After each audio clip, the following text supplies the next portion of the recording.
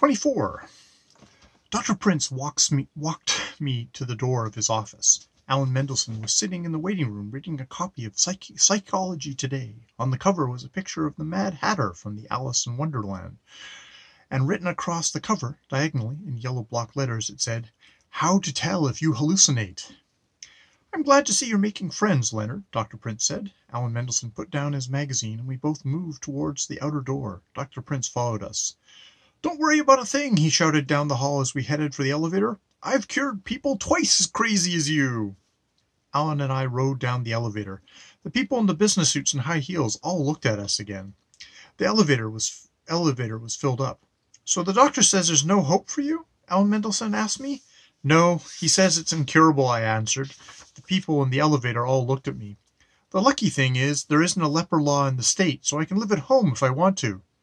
"Yeah, that's good," Aln Mndlshn said. "Otherwise you'd have to go to that place in Hawaii." Someone punched the button. The elevator emptied out on the 7th floor. We were alone in the elevator. "Look," Aln Mndlshn said. "Have you got any money on you?" I had about $4. Mndlshn had about $6. "Let's have supper in the Bermuda Triangle Chili Parlor. I'll call my mother and tell her I'm eating at your house, and you can call home and say you're eating at mine. There shouldn't be any problem." "That's a good idea." It was a good idea. We found telephone booths in the lobby of Dr. Prince's office building and made our calls. The rush hour was almost over. The streets of downtown Hogborough were nearly empty. A few late workers rushed to catch buses and trains. The stores were closing. It was just about dark. Aln Mndlshn and I set out for the Bermuda Triangle Chili Parlor and our Fargo Brothers rum-soaked curlicues glowing red in the chilly wind. As we got away from the downtown business district, the streets got quieter and emptier. We moved away from the warmth and bustle around the bus station and into the colder, darker streets. We zipped up our jackets and walked fast, puffing our cigars. A motorcycle club roared past us. "Knights of Power," it said on the backs of their jackets. Bunched together, the motorcycles made a noise like running a ruler along an iron fence or a radiator, only much louder. We watched the red taillights get smaller and smaller in the distance.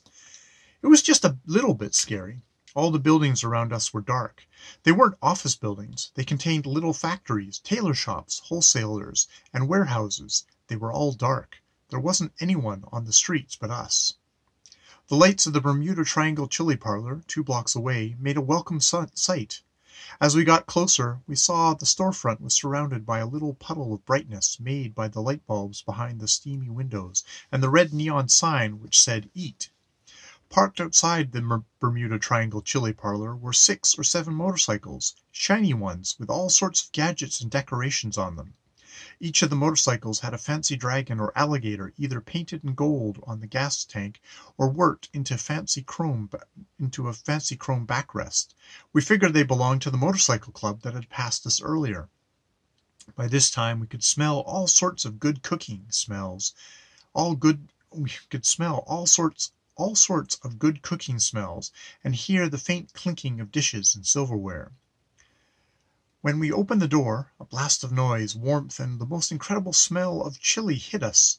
Now, up to that time, my only experience with chili was the stuff out of the can and stuff they served in cafeteria in my old school. Right away, just from my first whiff, I could tell that this stuff was very different from the chili I'd run across so far. When my glasses unfogged a little, I could see a sign hanging behind the counter. It said, "Chili, $1, regular, H-bomb, green death." The guy behind the counter was serving the chili in white bowls.